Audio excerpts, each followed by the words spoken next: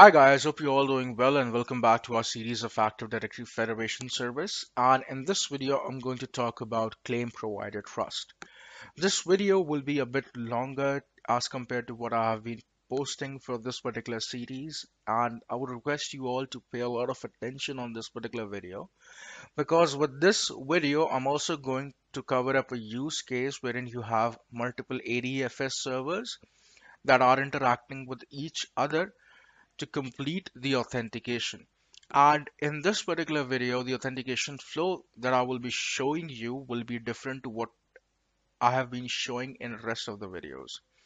So if you're watching this series from the beginning, what you already know is what is a relying party trust. And in the last video, I have also shown a Claim Xray tool, which is available for free by Microsoft, and that will help you a lot to understand how ADFS works as a service.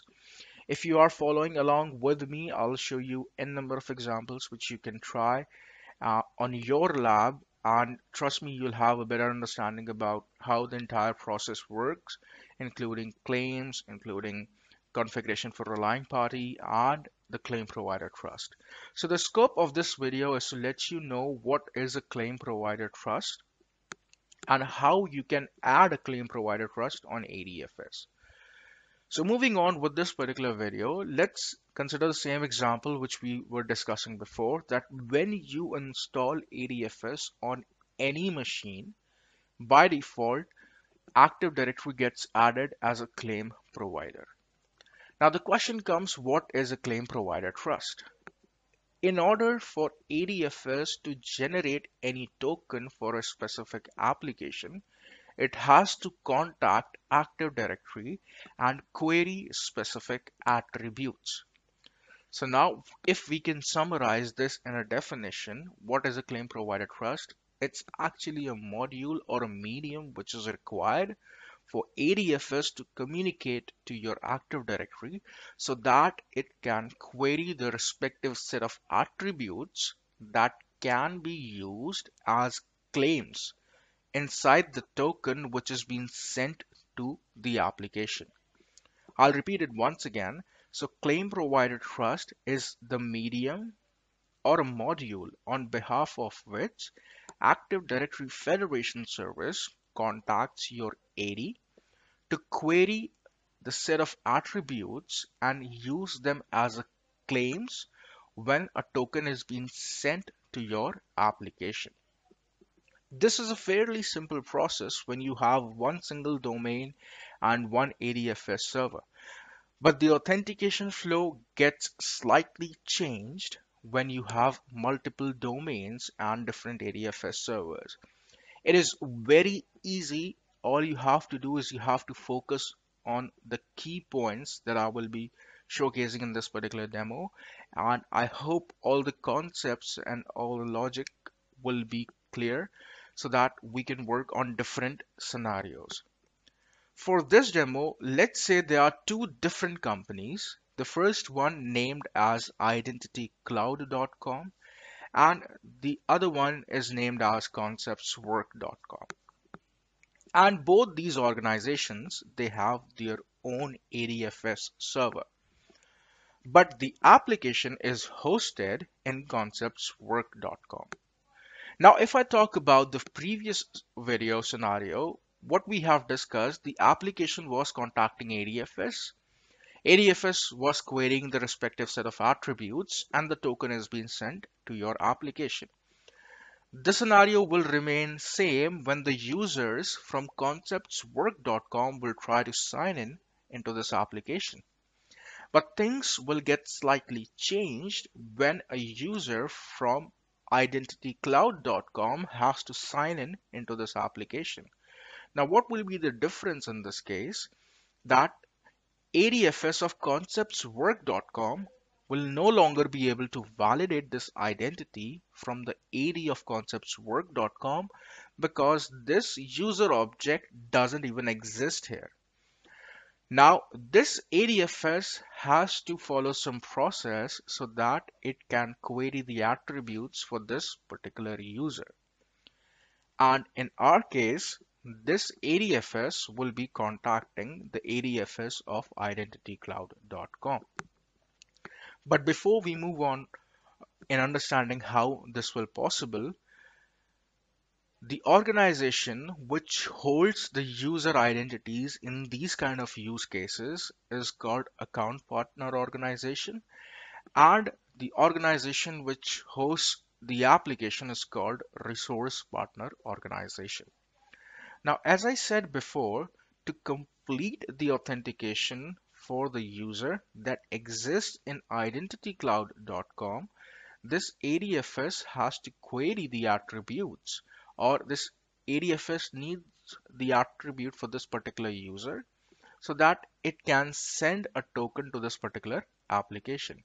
In this case, what will happen, or in order to achieve these kind of scenarios, what we need to make sure that both the ADFS contact each other. That means the ADFS of ConceptsWork.com should be able to communicate to ADFS2.identitycloud.com.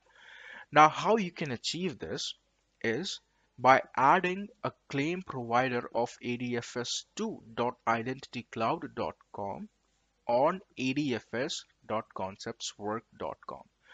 Now, I repeat it once again that in order for this ADFS to actually understand and query any sort of attributes or use the attributes of this particular user object, there is a process of adding ADFS2.identitycloud.com as a claim provider on this particular ADFS. As I will be explaining the entire process, I will be switching in between my lab and in this particular deck so that we move step by step, and when we reach the end goal, we should get the expected result.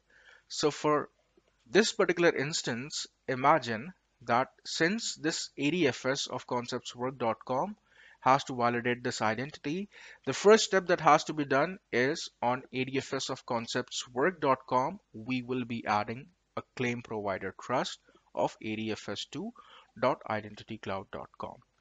Now, as I said before, in order to add a claim provider trust, you need the federation metadata.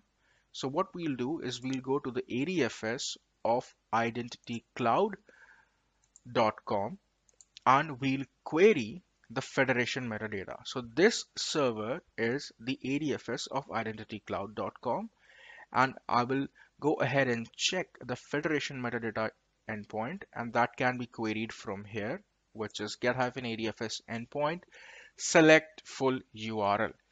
And once you type this command, you can find the federation metadata of this particular ADFS and copy this link and go to your browser and just paste this link. And what you will see, the federation metadata will get downloaded. So this is the file which we have just downloaded.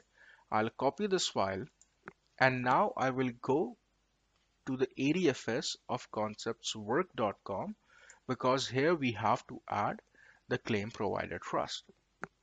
Now, in order to add the claim provider trust, what we'll do is we'll simply copy the file which we have taken from our identity cloud machine, and I'll paste it over here, and this is the file which we have just copied. That means this is the federation metadata of identity cloud. Now what I'll do is I'll go back to my ADFS console and I'll click on add claim provider trust. I'll click on start and I'll choose the second option which says import data about the claim provider from a file.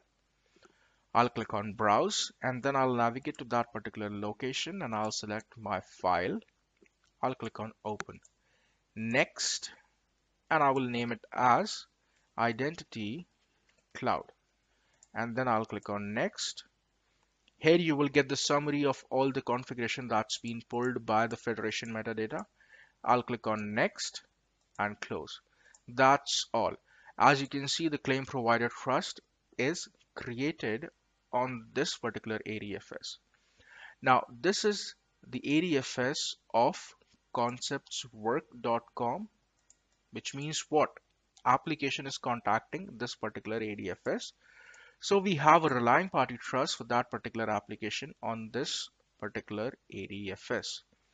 Now let's see what is the change which is there on ADFS page once we have multiple claim provider.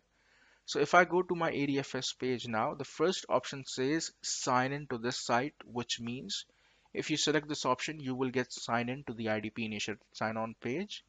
Or if you will select the second option, you will be signed in to a specific application.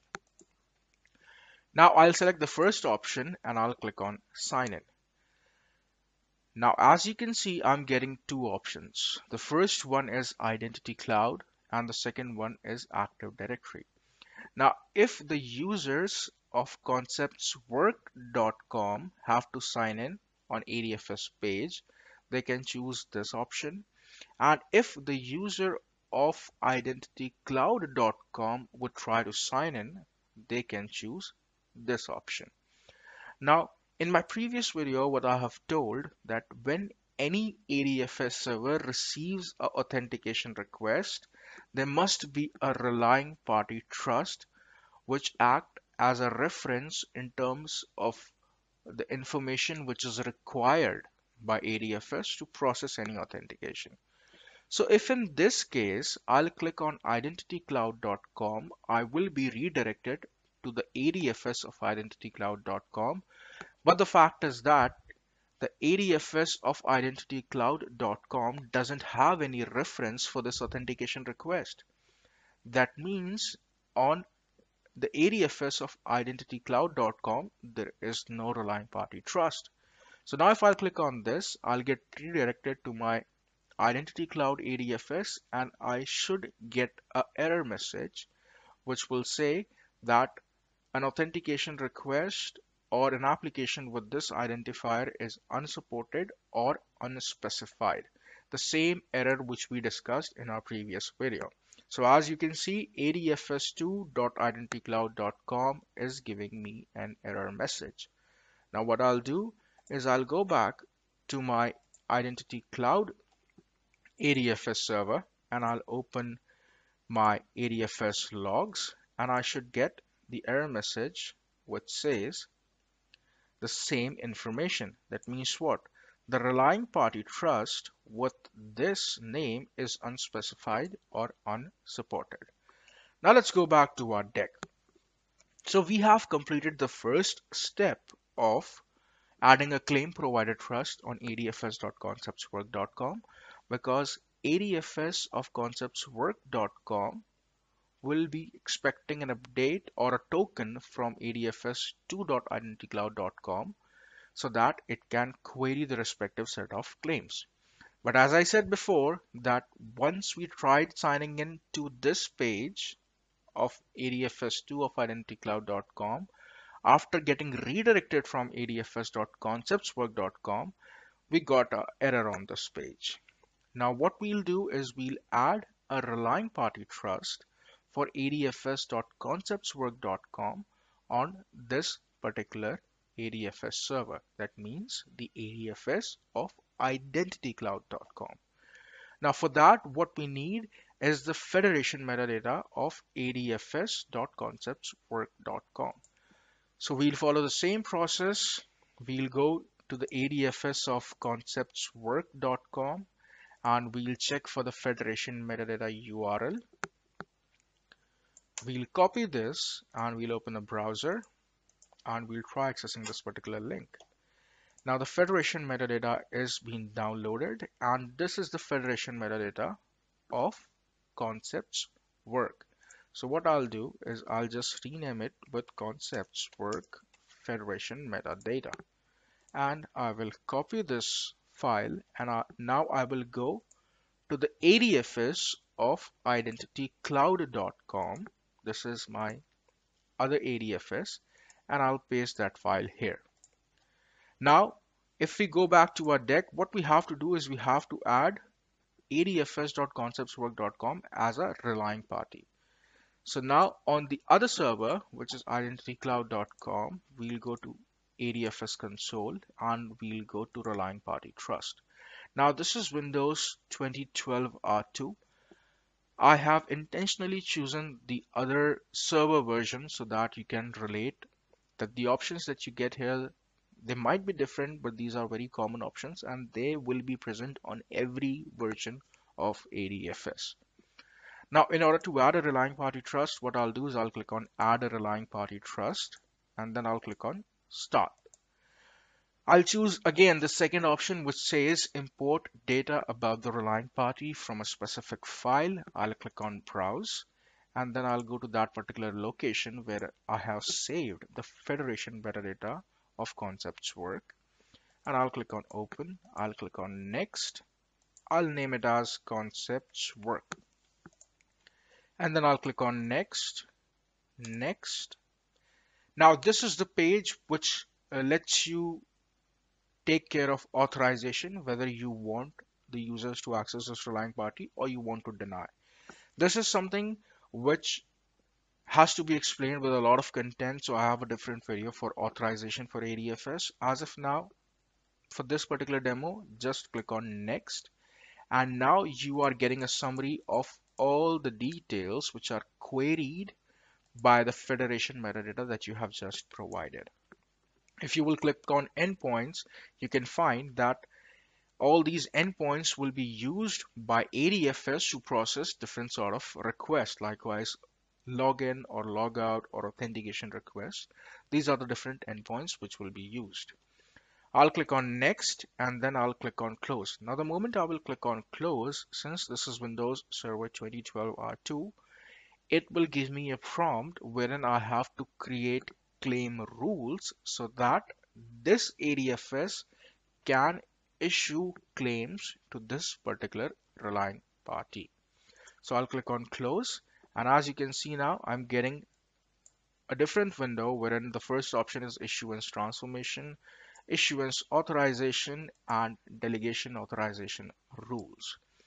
Now this first tab is used to issue claims to this particular relying party. So what I'll do is I'll click on add rules and then I'll click on send LDAP attributes as claims. I'll click on next and I'll name it as, let's say, rule 1 for ConceptsWork.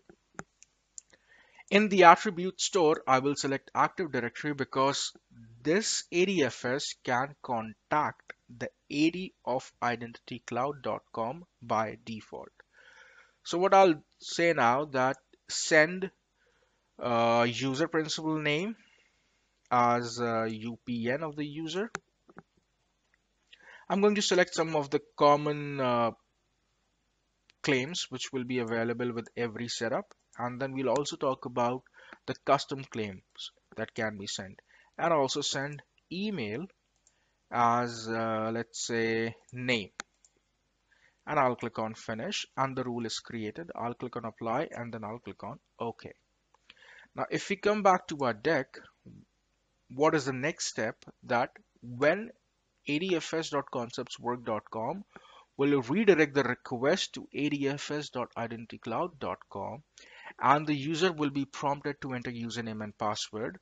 Those credentials will be verified by the AD of identitycloud.com and then ADFS of identitycloud.com will send a token to adfsconceptswork.com. ADFS of conceptswork.com will consume this token by reading the attributes and will send a new token to this particular application.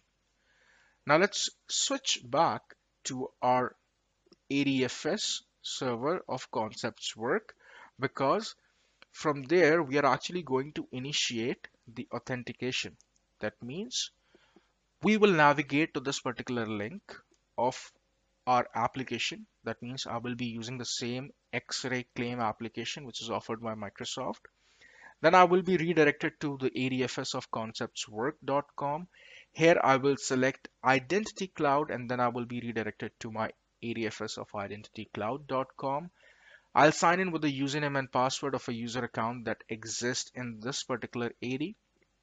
This ADFS will send a token to adfsconceptswork.com. adfsconceptswork.com will read that token and provide a new token to your application.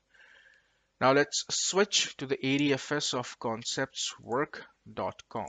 So this is my machine of conceptswork.com. I'll go to my browser and I will open the same application link, which is ADFS help.microsoft.com, online tools, claims Xray, and here I will type in my federation service name. I will select form authentication, WS Fed, force a fresh authentication. Now I have been redirected to the ADFS page of ConceptsWork. Now I'm going to select the first option which says Identity Cloud, and I will be redirected to the ADFS of my Identity Cloud. That means my account resource forest, account partner organization, wherein I will be now signing in with the user that exists in identitycloud.com. For that, let me just quickly check what are the users which are here. So it's user at identitycloud.com. So now what I'll do is I will type in my credentials, which is identitycloud.com, and I'll type my password and I'll click on sign in. Now, as you can see that though there are different claims getting listed here, but there is no information mentioned in terms of UPN and email. That means what? If I go back to my ADFS of Identity Cloud, and if I check the rules here, what I was saying was that send user principal name as UPN and send email as name. But this is something which is right now not happening. So in this case, there must be something wrong with the ADFS of ConceptsWork. That means from this ADFS of Identity Cloud, the token is being sent to ConceptsWork, but for some reason, ConceptsWork ADFS is unable to consume or query the attributes. So for that, what I'll do is I'll go here on the ADFS of ConceptsWork and I will check the difference in between the claim provider trust. So for Active Directory, you have all these rules created. That means these rules will help to query all the information. But if I go here, there is no rule that exists here. So what I'll do is I'll go back to Active Directory and I'll click on Edit Claim Rules and I'll check for the rule that is there for UPN and I will copy this claim rule language, which is mentioned here for a respective claim. I will be creating a different video for claim rule language, but for this demo, just follow along with me and do the same process which I'm doing and you will get the same result. Now to add this rule here, what I will be doing is I'll click on add rule and then I will be selecting this option of send claims using a custom rule. I'll click on next and I'll paste this value and I name it as, let's say, UPN. I'll click on finish, apply, okay. I'll again go back and I'll click on edit claim rules and I'll see the value of the claim rule language for this particular claim, which is named as name. So I'll copy this, I'll click on OK, OK, and cancel, and I'll go back here and I'll click on edit claim rules. I'll click on edit rules. I'll click on add rule and I'll again select the option of send claims using a custom claim rule and then I'll paste this information and I name it as name. I'll click on finish, apply, OK. Now let's go back to the same application and try signing in with the account that is of Identity Cloud and let's see if we get the respective attributes or not. So the user here is user Identity Cloud. and I'll sign in with my password. And let's see if I get the required attributes here in the response that my application is getting. So now as you can see, I'm getting the name attribute and the value is of email, and I'm getting a UPN attribute and the value is identitycloud.com.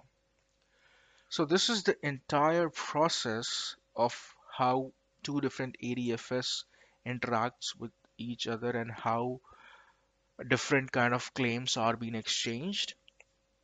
So now let's talk about a quick summary about what we have discussed in this particular video. So we have talked about claim provider trust. We have discussed a use case wherein you have two different ADFS servers. I've also shown you how the token gets decrypted when it is received on the Claim Xray application, and you can go ahead and check different claims. In the next video, I'm going to show you how you can configure multi-factor authentication by using the method of user certificate. So if you guys have learned something new, please feel free to subscribe. If you have any feedback or query, please feel free to reach me at learnconceptswork@gmail.com. Thank you so much, guys. Thanks for your time. Bye bye.